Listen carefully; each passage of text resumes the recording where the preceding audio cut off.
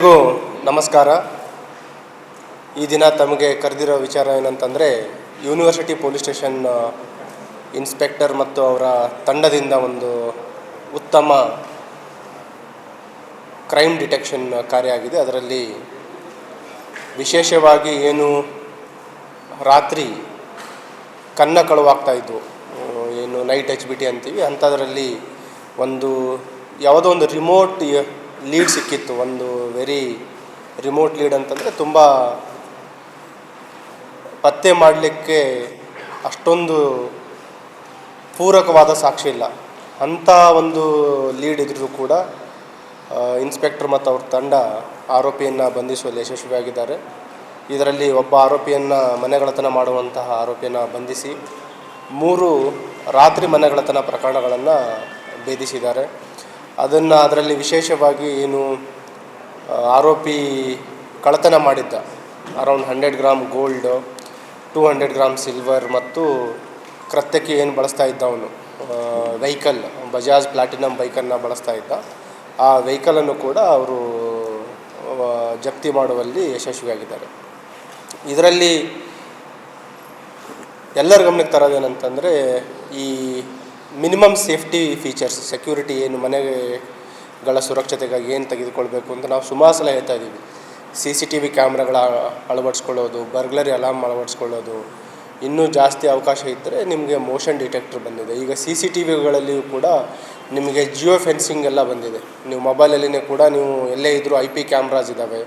ಮತ್ತು ಜಿಯೋ ಫೆನ್ಸಿಂಗ್ ಅಂತಂದರೆ ಯಾರಾದರೂ ಮೂಮೆಂಟ್ ಆದರೂ ಕೂಡ ಅದ್ರ ಬಗ್ಗೆಯೂ ಕೂಡ ನೀವು ಅಲರ್ಟ್ ಬರುತ್ತೆ. ತಮಗೆ 25,000, 30,000, 50,000ಗೆಲ್ಲ ಬರುತ್ತೆ. ಈ ಪ್ರಕರಣದಲ್ಲಿ ಏನಾಗಿತ್ತು, ಒಂದು ಮನೆಗಳ್ಳತನ ಪ್ರಕರಣದಲ್ಲಿ ಒಂದು ಸಸ್ಪೆಕ್ಟ್ ವೆಹಿಕಲ್ ಹೋಗುತ್ತೆ. ಅದರಲ್ಲಿ ಒಂದು ಡ್ಯಾಮೇಜ್ ನಂಬರ್ ಪ್ಲೇಟ್ ಇರುತ್ತೆ ಮತ್ತು ವೆಹಿಕಲ್ಲಿಗೆ ಇಂಡಿಕೇಟರ್ಸ್ ಇರುತ್ತೆ, ಸೈಡ್ ಇಂಡಿಕೇಟರ್ಸ್, ಅದರಲ್ಲಿ ಬೇರೆ ಥರದ ಒಂದು ಯೂನಿಕ್ ಆಗಿರುವಂಥ ಇಂಡಿಕೇಟರ್ಸ್ ಹಾಕಿರ್ತಾರೆ. ಆ ಒಂದು ಕುರುವಿನ ಮೇರೆಗಡೆ ಇದನ್ನು ನಿರಂತರ ಕಾರ್ಯಾಚರಣೆ ಮಾಡಿ ಆರೋಪಿಯನ್ನು ಪತ್ತೆ ಹಚ್ಚುವಲ್ಲಿ ಯಶಸ್ವಿಯಾಗಿದ್ದಾರೆ. ಮತ್ತು ಆರೋಪಿಯನ್ನು ಪತ್ತೆ ಹಚ್ಚಿದಾಗ ಆರೋಪಿ ಹಿನ್ನೆಲೆಯನ್ನು ಪರಿಶೀಲನೆ ಮಾಡಿದಾಗ ಫಸ್ಟ್ ಟೈಮ್ ಅಫೆಂಡರ್, ಅವನು ಇತ್ತೀಚೆಗೆ ಇದೇ ಪ್ರಥಮ ಬಾರಿಗೆ ಪೊಲೀಸ್ ಬಲೆಗೆ ಬಿದ್ದಿರುವಂಥದ್ದು. ಮತ್ತು ಅವನ ಮನೆಗಳ್ಳತನ ಮಾಡಲಿಕ್ಕೆ ಯಾಕೆ ಈ ವೃತ್ತಿಗೆ ಇಳಿದಿದ್ದು ಅಂತ ಕೇಳಿದಾಗ, ಬೇಸಿಕಲಿ ಮನೆಯ ಒಂದು ಫೈನಾನ್ಷಿಯಲ್ ಪ್ರೆಷರ್ ಮತ್ತು ಅದ್ರ ಜೊತೆಗೆ ಸಾಲದ ಬಾಧೆ ಇತ್ತು. ಆ ಸಾಲ ತೀರಿಸಲಿಕ್ಕೆ ಮತ್ತು ಮನೆಗೇನು ಹಣದ ಒಂದು ಅವಶ್ಯಕತೆ ಇದೆ, ಆ ಒಂದು ಒತ್ತಡಕ್ಕೆ ಮಣಿದು ಇದಕ್ಕೆ ಕೈ ಹಾಕಿದ್ದೀನಿ ಅಂತ ಹೇಳ್ತಾ ಇದ್ದಾನೆ. ಮತ್ತು ಇವೊಂದು ಮೋಡಸ್ ಆಪರೆಂಡಿ ಯಾವ ರೀತಿ ಮನೆಗಳನ್ನು ಐಡೆಂಟಿಫೈ ಮಾಡ್ತಾಯಿದ್ದ ಅಂದರೆ, ಬೆಳಗಿನ ಜಾವ ಡೇ ಟೈಮಲ್ಲಿ ಎಲ್ಲ ಕಡೆ ಹೋಗಿ ರೆಕ್ಕಿ ಮಾಡ್ತಾಯಿದ್ದ.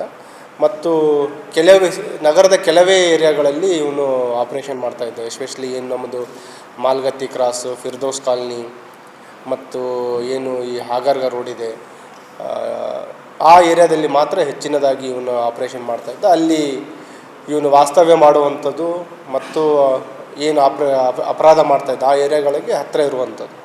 ಸೊ ಡೇ ಟೈಮಲ್ಲಿ ರೆಕ್ಕಿ ಮಾಡ್ತಾಯಿದ್ದ. ಮತ್ತು ಬೆಳಗಿನ ಜಾವ, ರಾತ್ರಿ ಅರ್ಲಿ ಮಾರ್ನಿಂಗ್ ಏನಂತೀವಿ, ಬೆಳಗಿನ ಜಾವ ಅರೌಂಡ್ 3 to 4:30 ಆ ಟೈಮಲ್ಲಿ ಅಪರಾಧವನ್ನು ಮಾಡ್ತಾಯಿದ್ದ. ಮತ್ತು ಬೆಳಗ್ಗೆ 4:35ಗೆ ಮತ್ತೆ ಅವನದೇನು ದಿನನಿತ್ಯ ಚಟುವಟಿಕೆ ಇತ್ತು ಅದಕ್ಕೆ ಹೋಗ್ತಾಯಿದ್ದ.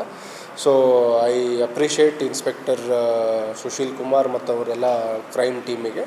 ಮತ್ತು ಇದರದ್ದು DCP ಕ್ರೈಮ್ ಅವ್ರನ್ನೂ ಮಾನಿಟರ್ ಮಾಡಿದರೆ I appreciate his supervision also.